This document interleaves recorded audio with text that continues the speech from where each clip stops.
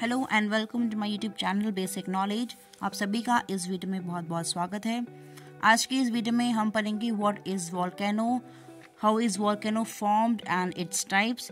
ज्वालामुखी क्या होते हैं, कैसे वो बनते हैं और इसके कौन कौन से प्रकार होते हैं। ठीक है, तो what is volcano? A volcano is defined as a opening in the earth crust through which lava, ash and gases erupt. The term also includes the cone-shaped landform pulled by repeated eruption over time. तो volcano क्या है? एक opening है अर्थ में।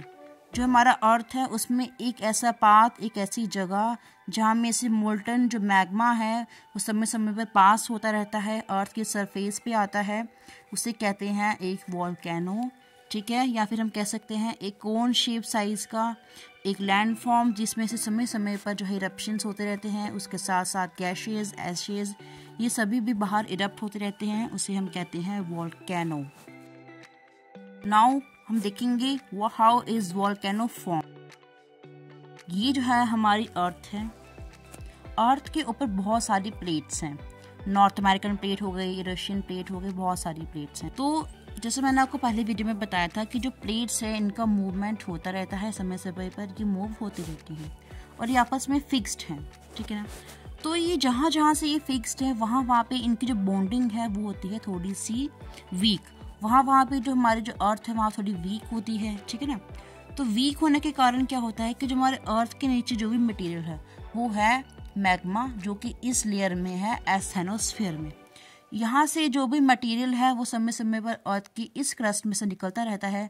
जहाँ से हमारी जो क्रस्ट है वो थोड़ी सी वीक है तो उसे हम कहते हैं वोल्केनो। जो हमारा अर्थ है उसे हम मेन 3 पार्ट में डिवाइड कर सकते हैं। First is the lithosphere, second is the mantle and the third one is the core. ये 3 जो मेन पार्ट्स हैं हमारे अर्थ का।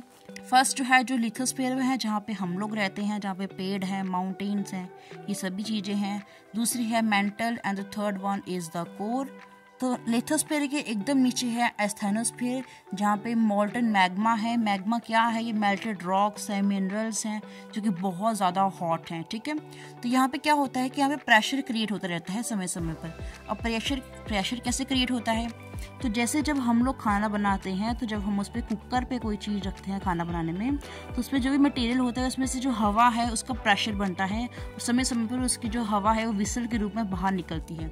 वैसे ही जब एस्थेनोस्फीयर में जो है वो प्रेशर बनता है तो वो दिखता है कौन सी ऐसी जगह है जहाँ पे वीक जगह है, और वीक जगह वहाँ पे होती है जहाँ पे हमारी जो प्लेट्स हैं वो आपस में जुड़ी होती हैं। ठीक है, जैसे जब हमारा जो पेन है जब वो गिर जाएगा नीचे तो टूट जाता है, उसके बाद हम उस पर अगर फेविक्विक लगा देंगे तो फिर भी वहाँ से अच्छे से नहीं जुड़ा होगा।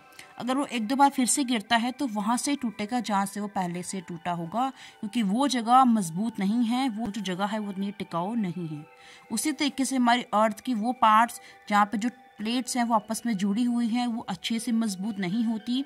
और जब एस्थेनोस्फीयर में प्रेशर बनता है, जब वहाँ पे इतना ज़्यादा प्रेशर बनता है तो उसको उस टाइम पे वही जगह याद आती है जहाँ पे वीक है हमारी क्रस्ट, और वहाँ से वो पैसेज ढूंढता है कहाँ से वो इरप्ट हो जाए और अपने गैसेस को, मोल्टन मैग्मा, ये सब को वो बाहर निकाल दे।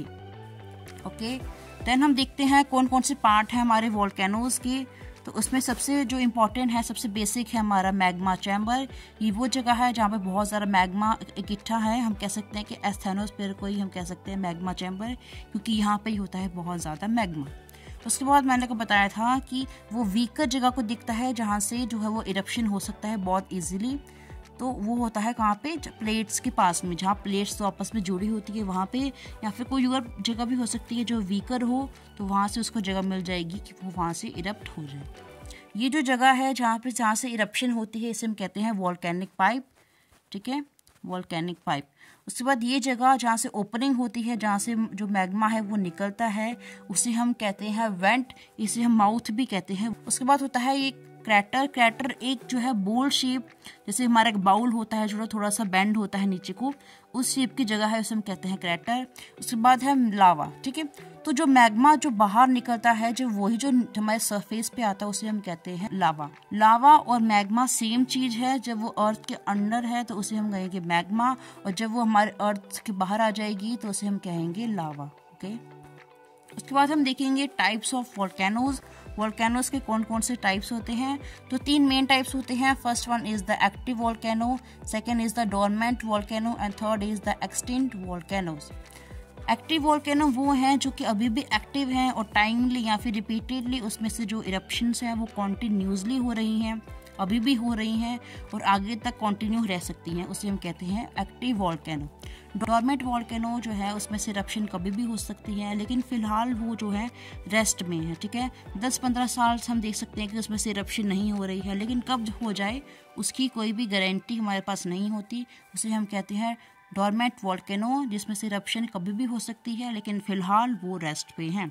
उसके बाद है एक्सटिंक्ट वोल्केनो। वो वोल्केनो होते हैं जो कि शायद सालों से, हज़ारों सालों से अब इरप्शन नहीं करते, अब वो एक्सटिंक्ट हो चुके हैं, अब वहाँ पे लाइफ आना फिर से शुरू हो गई है, वो एक्सटिंक्ट हो गए हैं, अब उनमें से कभी भी फिर जो है इरप्शन नहीं होगी, उसे हम कहेंगे एक्सटिंक्ट वोल्केनो। अब हम देखेंगे कुछ एग्जाम्पल। तो पहले हम देखेंगे एक्टिव वोल्केनो की, तो ये है माउंट एटिना जो कि इटली में है, ये उसकी फ़ोटो है जो कि एक एक्टिव वोल्केनो है। इसमें से कॉन्टीन्यूसली जो है इरप्शन हो रही है, जैसे कि आप देख सकते हैं। उसके बाद है डोरमेंट वोल्केनो, जो मैंने बताया कि फ़िलहाल वो रेस्ट पे हैं लेकिन हमें नहीं पता उसमें से इरप्शन कब हो जाएगी, 10-15 साल या फिर शायद उसके कुछ करीब सालों तक फ़िलहाल वो नहीं उसमें से इरप्शन हुई है, लेकिन कब हो जाए कोई गारंटी नहीं है, उसे हम कहते हैं dormant volcano. Mount Fuji in Japan इसकी एक बहुत अच्छी एग्जाम्पल है। उसके बाद हम देखेंगे एक्सटिंक्ट वोल्केनो। तो मैंने बताया कि एक्सटिंक्ट वोल्केनो वो हैं जो कि अभी बहुत हज़ारों साल हो गए हैं, अब उसमें से इरप्शन नहीं होती, अब वो एक टाइप से गायब हो गए हैं, अभी वहाँ पे फिर से जो है वो सिविलाइजेशन लैंड फॉर्म्स होना शुरू हो गया है, अब नॉर्मल लाइफ वहाँ पे आ गई है। Thank you for watching my video. If you like this video, please subscribe to my channel, like this video, comment कि आपको और किस किस टॉपिक पे हमारी वीडियोस चाहिए। Thank you so much.